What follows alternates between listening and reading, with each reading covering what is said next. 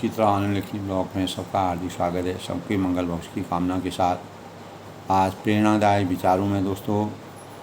आनंद लिखनी ब्लॉग में सबका अभिनंदन है, स्वागत है। अपने विचारों के माध्यम से दोस्तों कार्य करने की जो हमारी क्षमता और प्रतिभा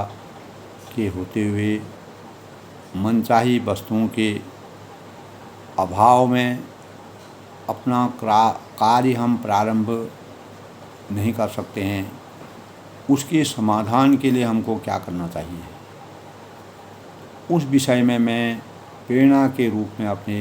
विचारों को व्यक्त कर रहा हूँ। यानी कोई भी कार्य करने की क्षमता एवं उसकी जो प्रतिभा है के होते हुए भी मेरे अंदर क्षमता भी है, प्रतिभा भी है, मनचाही वस्तुओं के अभाव में जो चीज़ मैं मन में अपना चाह रहा हूँ उन कार्यों को करने के लिए, उन प्रतिभाओं को करने के लिए, तो अपना कार्य प्रारंभ ही नहीं कर पा रहा हूँ, यानी उसकी शुरुआत ही नहीं कर रहा हूँ। तो ऐसी परिस्थिति में बहुत लोगों के सामने इस प्रकार की बातें आती हैं, तो उन बातों का हमको कैसे समाधान करना चाहिए, कैसे उनका हल ढूंढना चाहिए, उस समय मैं विचार व्यक्त कर रहा हूँ। दोस्तों,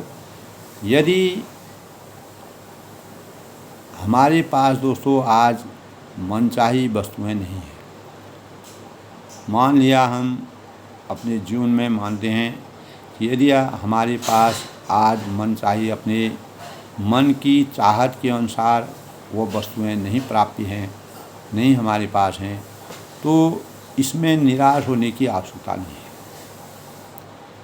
क्योंकि हमारे पास टूटी फूटी जो भी चीज़ें हैं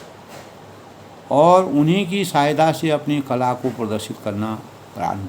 हमें प्रारंभ करना चाहिए। हमारा जितना ज्ञान है, जितना ज्ञान हमने प्राप्त किया है,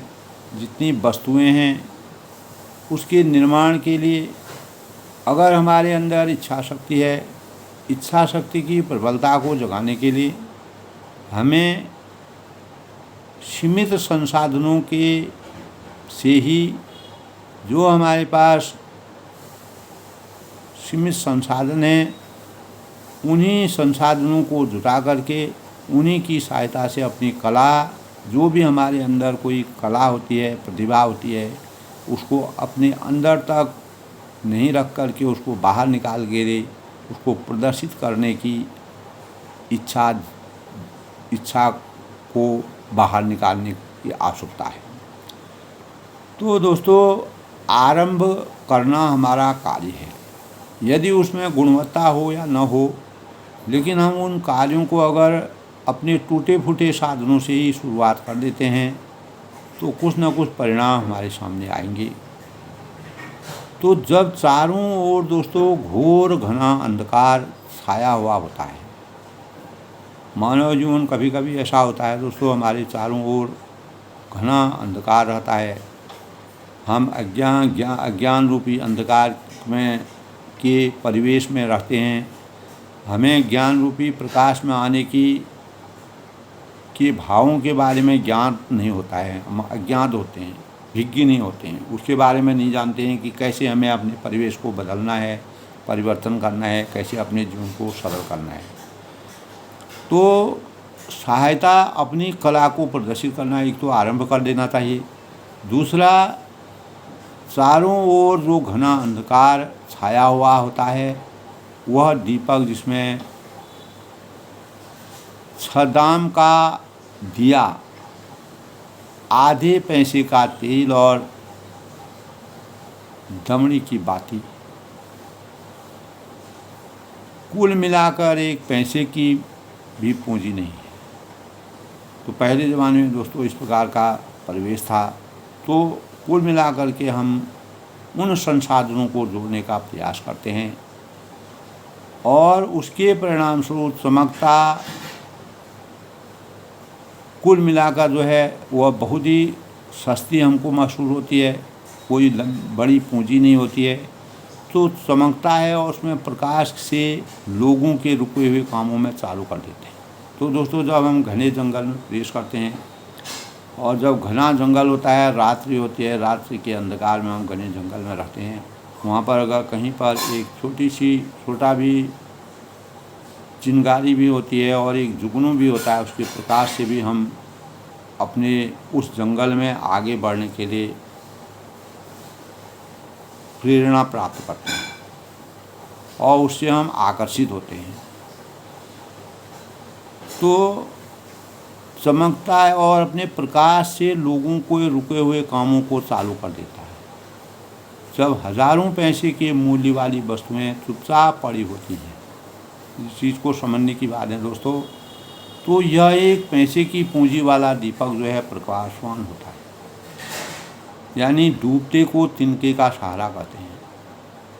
तो कभी कभी दोस्तों क्या होता है, जिस चीज़ को हम कोई महत्व नहीं देते हैं,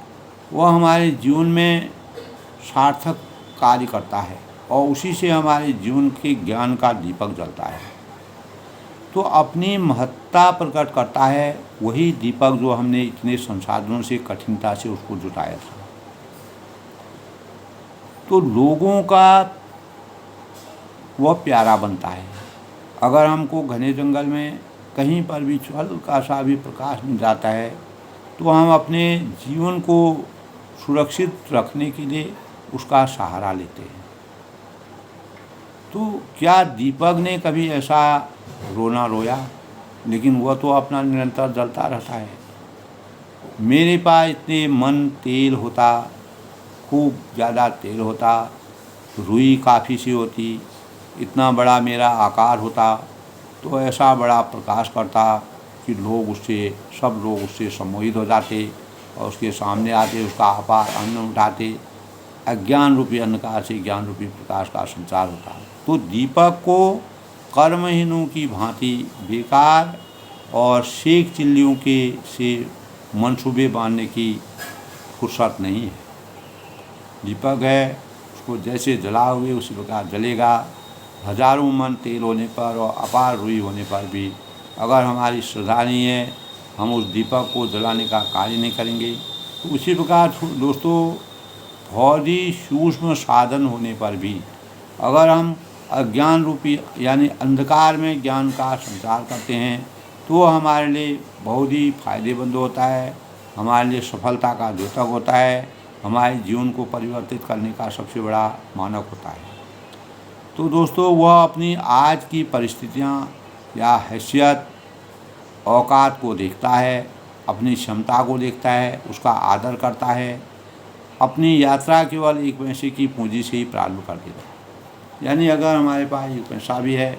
हमारे अंदर संयम है, हमारे अंदर कर्तव्य निष्ठा है और कार्य को करने के लिए हम समर्पण की भाव होती है, तो वही छोटा सा साधन भी हमारे जीवन को बहुत बड़ा मानक के रूप में, ऐसे उदाहरण हमारे जीवन में अनेकों हैं। तो अनेकों चीज़ों के सामर्थ्य से, अत्यधिक चीज़ों के बल से हम किसी कार्य को संपन्न नहीं कर सकते हैं। जब तक हमारे अंदर लगन नहीं हो, जब तक हमको कार्य के प्रति समर्पण की भावना नहीं हो, तो दोस्तों, इसका कार्य छोटा है बेशक, जितना भी सूर्य और चंद्र के चमकने में सफलता है, जितना भी सूर्य और चंद्र में चमकने की सफलता है, यदि आंतरिक संतोष, धर्म और परोपकार की दृष्टि से तुलना करें तो अपनी मर्यादा के अनुसार दोनों का ही कार्य एक सा है और दोनों का ही महत्व समान है, दोनों की सफलता एक सी है। तो हमको जो संसाधन है, हमारे पास जो संसाधन है, जो हमारे पास सामर्थ्य है, उसी में अगर हम अपने कार्यों की पराकाष्ठा को गुणवत्ता का योगदान देकर के अपने कर्म भावों से और पूर्ण निष्ठा के साथ समर्पण के भाव से उस कार्य को सीमित साधनों से ही शुरुआत करेंगे तो निश्चित ही हमें सफलता प्राप्त होगी। यानी जो जीवन जीना जानता है, जो जीवन की वास्तविक पराकाष्ठा को जानता है, वह चाहे अच्छी परिस्थिति में हो या कठिनाइयों में पड़ा, किन्हीं भी विषम परिस्थितियों में भी वह रह सकता है अगर वह उसको जीवन की कला के बारे में ज्ञान हो। तो कुछ भी क्यों न हो दोस्तों, हर एक स्थिति में अनुकूलता वह पैदा कर सकता है और हर अवस्था में वह सफलता की सीढ़ी तक पहुँच सकता है, उन्नति कर सकता है, सफलता और आनंद प्राप्त कर एक दिन महान इंसान बन के स्वयं के साथ, अपने परिवार के साथ, अपने समाज और देश की उन्नति के साथ विश्व के लिए कल्याणकारी कार्य कर सकता है। सीमित साधनों के द्वारा शुरू किए हुए कार्य में जो हमारे ज्ञान में और हमको अनेक प्रकार की प्रेरणाएं उससे मिलती है, उससे हम प्रेरणा को प्राप्त करते हैं। उन्हीं प्रेरणा के परिणाम स्वरूप जब हमारे संसाधन बढ़ने लगते हैं तो हमारी कार्यों की गुणवत्ता भी बढ़ती है। सीमित साधनों के सहयोग से यानी हर अवस्था में हम उन्नति प्राप्त कर सकते हैं, हम सफलता को प्राप्त कर सकते हैं, आनंद की अनुभूति कर सकते हैं, जबकि हमारे अंदर समर्पण की भावना हो और कर्तव्य निष्ठता की भावना हो और अपने कार्य के प्रति लगन हो और हर कार्य को करने के लिए हम अपने मन और चित्त का जागरण करें। मन के जागरण से, मन के भावों से, मन में काम के प्रति इच्छा व्यक्त करने से, कार्य करने की क्षमता और प्रतिभा में होते हुए भी मनचाही वस्तुओं के अभाव में भी हम अपने कार्य को प्रारंभ कर सकते हैं। और उसके लिए हमें ऐसे छोटे छोटे साधनों को इकट्ठा करके अपने कार्यों को शुरुआत करनी चाहिए और निश्चित ही हम अज्ञान रूपी अंधकार से ज्ञान रूपी प्रकाश का संचार करेंगे और हमारा जीवन सार्थक होगा। तो आज के प्रेरणादायक विचारों में दोस्तों, समाधान हमारे जीवन का हल है। हम छोटे छोटे साधनों में भी अपने समाधानों को खोज सकते हैं, जबकि हमारे अंदर कर्तव्य निष्ठा हो, लगन हो, समर्पण की भावना हो। इसी अनुक्रम में दोस्तों, मनोभूमि के दूषित होने का क्या कारण होता है और इस मलिनता को साफ करने के लिए हमें क्या उपाय करने चाहिए। तो हमारे अंतःकरण में जो मनोभूमि के दूषित होने का भाव क्या कारण है, इसके क्या भाव हैं और इस मलिनता को साफ करने के लिए क्या उपाय हमको करने चाहिए। प्रेरणा के रूप में मैं अपने भावों को इस मन में व्यक्त कर रहा हूँ। दोस्तों, यदि सद्विचारों को मस्तिष्क और अंतःकरण में स्थान देने के लिए प्रयत्न किया जाए तो अपने जन्म जन्मांतरों के संगही जो हमारे खराब संस्कार होते हैं और आसपास के अनैतिक और संग्रहित कुसंस्कार होते हैं, वह और मनोभूमि दिन पर दिन दूषित होती जा रही है। यानी हमारे चारों तरफ का परिवेश इस प्रकार का होगा कि हमारे मस्तिष्क में सद्विचारों का आविर्भाव कैसे भी नहीं हो सकता है। तो दूषित होने के कारण क्यों हमारा जीवन मतलब दूषित होता है और क्यों हम मलिनता को साफ करने के लिए हमको क्या उपाय करना चाहिए। तो दोस्तों, सद्विचारों को मस्तिष्क और अंतःकरण में स्थान देने के लिए प्रयत्न नहीं किया जाए, यानी हमें प्रयास करना पड़ेगा। प्रयासों के परिणाम स्वरूप जब तक हम आगे बढ़ने की रुचि नहीं करेंगे, अपने मस्तिष्क को नहीं बदलेंगे, अपने विचारों को नहीं बदलेंगे, अपने कार्यों में परिवर्तन नहीं करेंगे, तो सद्विचारों को मस्तिष्क के अंदर जो है अंतःकरण में स्थान देने के प्रयत्न करने की जागरूकता प्रत्येक मानव के अंतःकरण में होनी चाहिए। और अपने जन्म जन्मांतरों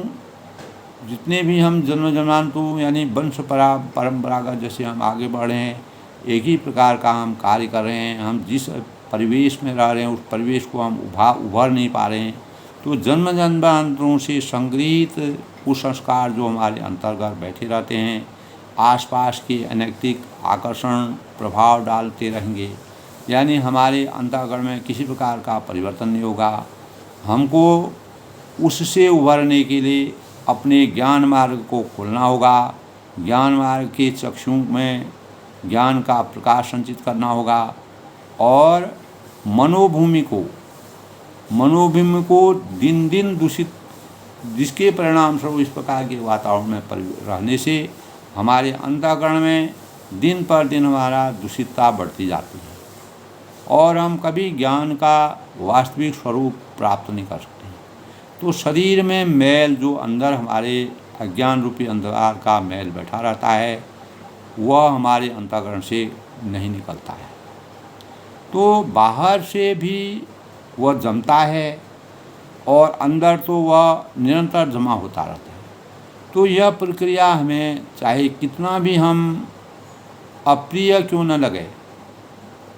तो पर जो कम बना हुआ है वह तो रहेगा ही। तो हमको अगर वह खराब लग रहा है, लेकिन उसके लिए हम जब तक प्रयासरत नहीं होंगे, अपने भावों को नहीं बदलेंगे, हम उस परिवेश में परिवर्तन नहीं करेंगे। केवल यही हो सकता है कि रोज़ स्नान करें, ध्यान करें, अपने कपड़े साफ रखें, तो हम बाहरी रूप से जो है अपने को उस मैल की सफाई हम कर सकते हैं। अगर हम बाहरी रूप के परिवेश से अगर थोड़ा जागृत हों, तो मन पर भी शरीर की भांति मैल जमता है दोस्तों। जिस प्रकार हमारे शरीर के बाहरी अंतःकरण में, बाहरी स्वरूप में मैल जमता है, उसी प्रकार हमारे अंदर मन में कुविचार रूपी मैल दिन पर दिन समावेश उसका वह बढ़ता रहता है। तो अपने संग्रहित कुसंस्कारों को भीतर से जोर मारने की ज़रूरत है, उनको सचेत करना है और उनको निकालने का प्रयास करना है। जिस प्रकार हम बाहर की गंदगी को, किसी नाली में गंदगी पड़ी रहती है, उसको जब तक साफ नहीं करेंगे तो वह नाली कभी भी साफ नहीं हो सकती है। इसी प्रकार हमको अपने भीतर की गंदी नालियों की सफाई करनी पड़ेगी और मन पर भी शरीर की भांति मैल जो जमता है, वह मैल हमारा धीरे धीरे साफ होगा। अपने संग्रहित कुसंस्कारों के भीतर से हमको जोर मारने की ज़रूरत है। बाहरी वातावरण में बुराइयों का आकर्षण कुछ कम प्रबल नहीं होता है। तो दोस्तों, दोनों के सम्मिश्रण से दुर्बुद्धि की एक अच्छी खासी आसुरी शक्ति उत्पन्न हो जाती है। तो जब हम अंदर और भीतर से पूर्ण रूप से दूषित हो जाते हैं, तो हमारे अंदर राक्षसी माया का अवतार हो जाता है, क्योंकि हम कुसंस्कारों के परिवेश में बंधे हुए हैं। हमारे अंदर पूरा उसका निवास हो गया है। अज्ञान रूपी अंधकार का हमारा निवास जब हो जाता है, अज्ञान रूपी अंधकार का जब पर्दा हमारे चिंतन को ढक देता है, बंद कर देता है, उसको खोलने का प्रयास नहीं करता है, तो हम उससे छुटकारा नहीं पा सकते। तो दोस्तों, दोनों के सम्मिश्रण से हमको दुर्बुद्धि की एक अच्छी खासी आसुरी शक्ति उत्पन्न कर देती है, वही हमको आसुरी शक्ति में परिवर्तित कर देती है। तो जिसका प्रभाव मन पर धीरे धीरे जमते रहने से आंतरिक स्तर अधोगामी होने लगता है और अंदर में भी इस प्रकार के भाव आते हैं कि वह फिर कैसे भी परिवर्तन नहीं हो सकता। तो इस विभिन्नता से, इस दरिद्रता से, इस अभिशप्तता से रोकने के लिए हमें संस्कृति का अवलंबन ग्रहण करना पड़ेगा। सही संस्कारों और सही संस्कृति के परिवेश में जा कर के, उनके सानिध्य में रह कर के, उनके सानिध्य का अनुसरण करके अपने जीवन के भीतर के और बाहर के मल को धीरे धीरे साफ करने की ज़रूरत पड़ेगी। और जिस प्रकार पानी और साबुन की सहायता से दोस्तों कपड़ों का मैल छूटता है, वैसे ही मन पर जमी हुई जो हमारी मलिनता है, गंदगी है, दुर्बुद्धि है और मलिनता की सफाई की जो परतें जमते जमते काफ़ी परतें बन जाती हैं, तो उनकी सफाई सद्ज्ञान और सत्फलों के आधार पर होना निश्चित है। जब तक हम सच्चे गुरु के संसाधन में नहीं जाएंगे, गुरु ज्ञान हमको प्राप्त नहीं होगा, ज्ञान की प्राप्ति नहीं होगी, सच्चे व्यक्ति के परिवेश में नहीं जाएंगे और अपना परिवेश में परिवर्तन नहीं करेंगे, तो तब तक हमारे जीवन में मानवता के गुणों का सही संचार नहीं हो सकता है, जिसके परिणाम स्वरूप हमारी मनोभूमि की दूषित होने का सबसे बड़ा कारण होता है। मनोभूमि को दूषितता से बचने के लिए हमें जिस प्रकार साबुन के से कपड़ों को धोने पर कपड़ों का मैल हमेशा के लिए समाप्त हो जाता है, उसी का मन पर जमी हुई मलिनता को की परतों को की सफाई करने की आवश्यकता है। अपने परिवेश को, अपने वातावरण को और अपनी दुर्बुद्धि और आसुरी शक्ति जो भाव हमारे अंतर्गत में उगते हैं, उनमें हमको परिवर्तन करना पड़ेगा और मन पर धीरे धीरे जमने वाले इस मलिनता के स्तर को दूर करके विभिन्नता से रोकने के लिए अपनी संस्कृति का अवलंबन ग्रहण करना पड़ेगा। तो जब हम सुसंस्कारों का अवलंबन लेंगे, उनका सहारा लेंगे, सुसंस्कारों के सानिध्य में जाएंगे, निश्चित ही हमारा मनोवृत्ति की जो दूषित होने के जो कारण हैं वह पूर्ण रूप से उनका अस्त हो जाएगा और वह हमारे जीवन से ऐसे जीवन में चरित्र को बनाने का और अपने भावों को परिवर्तित करने के समाधान, एक तरफ इसका क्या समाधान है, तो समाधान के प्रेरणा स्रोत के रूप में दोस्तों कैसे हमें कार्य करने की क्षमता एवं प्रतिभा के होते हुए भी मनचाही वस्तुओं के अभाव में अपना कार्य प्रारंभ नहीं कर पाते हैं, और दूसरी ओर मनोभूमि के दूषित होने पर का क्या कारण है, मलिनता को साफ करने के लिए हमको क्या करना चाहिए, इसी परिवेश में मैंने इसी अनुक्रम में आज प्रेरणादायक विचारों के भावों से आनंद लेखनी के माध्यम से मैंने अपने भावों के समाधान के उपायों का समावेश किया। और दोस्तों इन्हीं कारणों से हमारे जो अपने जीवन में परिवर्तन करने के, जीवन को हमेशा से चलते आ रहे जीवन की गति को बदलने का सबसे बड़ा यही रास्ता है। इसी रास्ते से हम अपने जीवन को अज्ञान रूपी अंधकार से ज्ञान रूपी प्रकाश में संचित कर सकते हैं और अपने आने वाली पीढ़ी को, अपने साथ अपने आने वाली पीढ़ी को भी के रास्तों को बदल सकते हैं। जब तक हमारे अंदर की भावनाओं में काम करने के प्रति लगन नहीं होती, उस कार्य के प्रति सच्ची श्रद्धा नहीं होती है, कर्म क्षेत्र में हम सही नहीं उतरते हैं, तब तक हम अज्ञान रूपी अंधकार में डूबे रहेंगे। ज्ञान रूपी संचार का अवतरण तब होगा जब हम अपनी विपन्नता को रोकने के लिए संस्कृति का अवलंबन लेंगे, सही संस्कारों का परिवेश का अनुकरण करें। दोस्तों ख़ास तौर से जो भावी नागरिक हैं उनको इन बातों पर विचार करना चाहिए। अपने उत्थान के लिए, अपने जीवन के नवीनता के लिए, अपने जीवन के परिदृश्य को बदलने के लिए अगर हमको लगता है कि हम कहीं गलत जा रहे हैं, हमारा वातावरण सही नहीं है, हमारा परिवेश सही नहीं है, हमारी संस्कृति अच्छी नहीं है,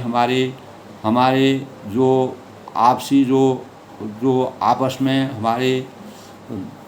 संस्कार हैं वह सही नहीं हैं, तो संगति का असर पड़ता है। संगति का ध्यान रखना जरूरी है कि उस संगत से उठ करके हमको कुसंगत से उठ करके हमको सुसंगति का अनुपालन करना चाहिए, तभी हमारा जीवन में परिवर्तन हो सकता है। हम अपने जीवन में अनेकों भावों से अपने जीवन को, जिस प्रकार मैंने बताया, छोटे छोटे संसाधनों से हम अपने जीवन को परिपक्व कर सकते हैं और छोटी छोटी भावनाओं को संजो करके हम अपने जीवन की मलिनता को समाप्त कर सकते हैं। तो हमारे अंदर श्रद्धा होनी चाहिए, उसके प्रति समर्पण होना चाहिए, उसके लिए लगाव होना चाहिए, उसके लिए चिंतन होना चाहिए, तभी हम अपने जीवन को परिवर्तित कर सकते हैं। दोस्तों, अपनी वाणी को विराम देते हुए सबके मंगल भविष्य की कामना के साथ इसी प्रकार प्रेरणा के भावों से कल फिर प्रस्तुत होता हूँ। सब लोग सुखी रहें, खुश रहें, प्रसन्न रहें।